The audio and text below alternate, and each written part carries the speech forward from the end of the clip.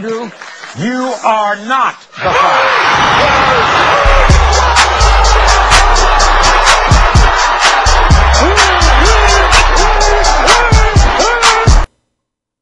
American TV daytime talk shows are famous for two things: stripper fights and paternity tests. It's probably the lowest form of entertainment, but ironically, it's a good illustration of how DNA technology has changed our society. The paternity tests, like this one from Identigene, are based on the presence of DNA markers. These markers are differences in the DNA sequence between any two individuals who are only distantly related. Because DNA is the basis of heredity, the number of shared markers is a good measure of relatedness. This is accepted by the scientific community, as well as by courts of law and such profound authorities as Maury Povich and Jerry Springer. I want to talk about how these paternity tests work, how this relates to evolution, and I want to share with you the joys of phylogeny. So how do they work? There are a variety of ways to test for distinctive variations in DNA. The oldest are microsatellites, restriction fragment length polymorphism, or RFLP, and short tandem repeats, or STRs. These are still used, but they've been supplemented or replaced by dideoxy-DNA sequencing, amplified fragment length polymorphism, or AFLP, and a variety of other techniques like SNP detection and real-time PCR. Polymerase chain reaction, or PCR, has changed this field dramatically. A commercial paternity test usually involves buccal swabs, which is a wooden stick rubbing inside of the mouth to obtain cheek cells which contain DNA. The mother, the child, and the potential father should all provide the DNA samples.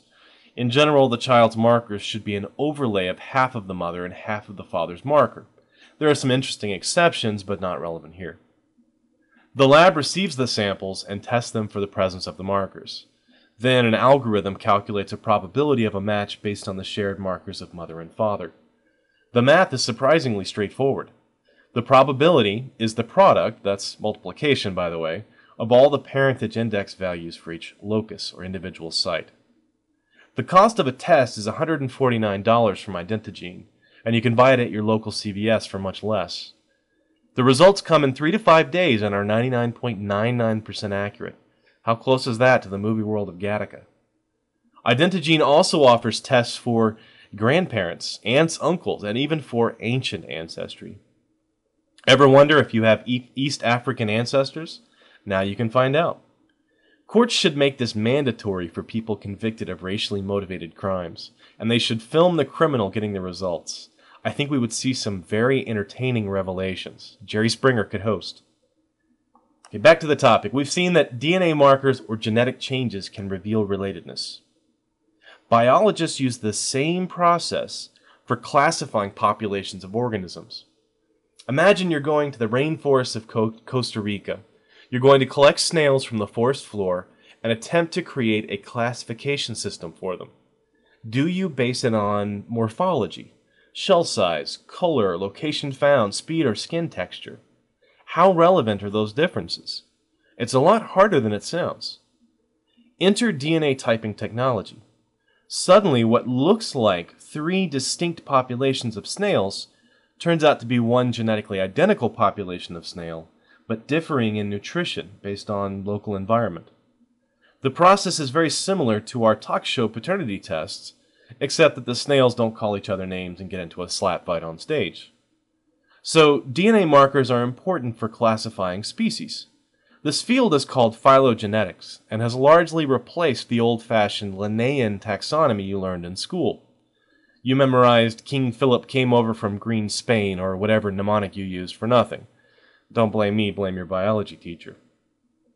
So where am I going with this? Well, I issued a challenge to the Discovery Institute to find a gene without homology or alternative function. It was picked up by Thunderfoot and PC Myers. The response I got back from 2 different ID blogs was that homology does not imply relatedness. And in his response, Casey Luskin of the Discovery Institute referred to an article he wrote in which he dismissed phylogenetics and claims that the methodology for inferring common descent has broken down. Proponents of neo-Darwinian evolution are forced into reasoning that similarity implies common ancestry, except for when it doesn't. And when it doesn't, they appeal to all sorts of ad hoc rationalizations to save common ancestry. He then goes on to quote mine an article in the New Scientist, but omits the editor's note, which states, "None of this should give succor to creationists, whose blinkered universe is doubtless already buzzing with the news that New Scientist has announced Darwin is wrong.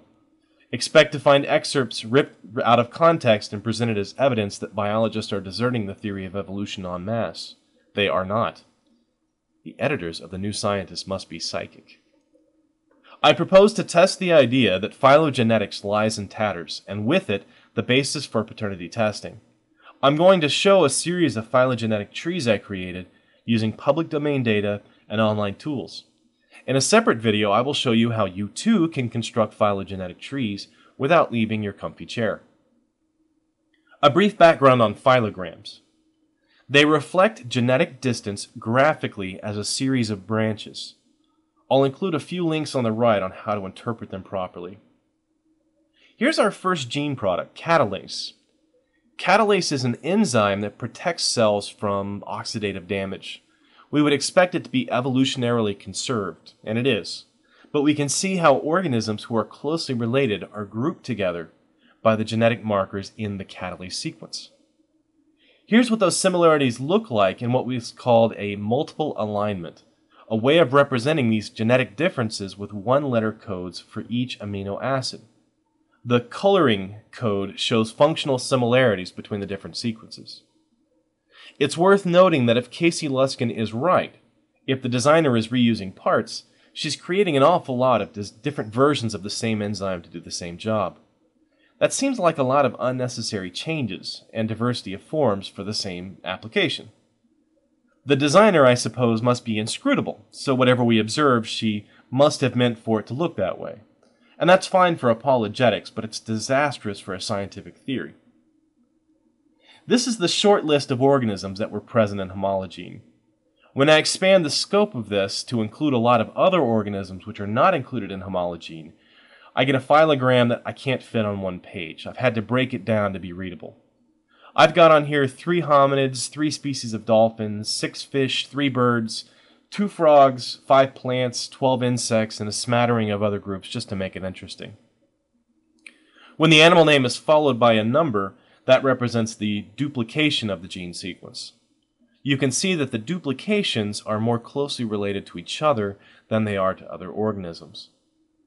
So let's see how this breaks down by taxonomy.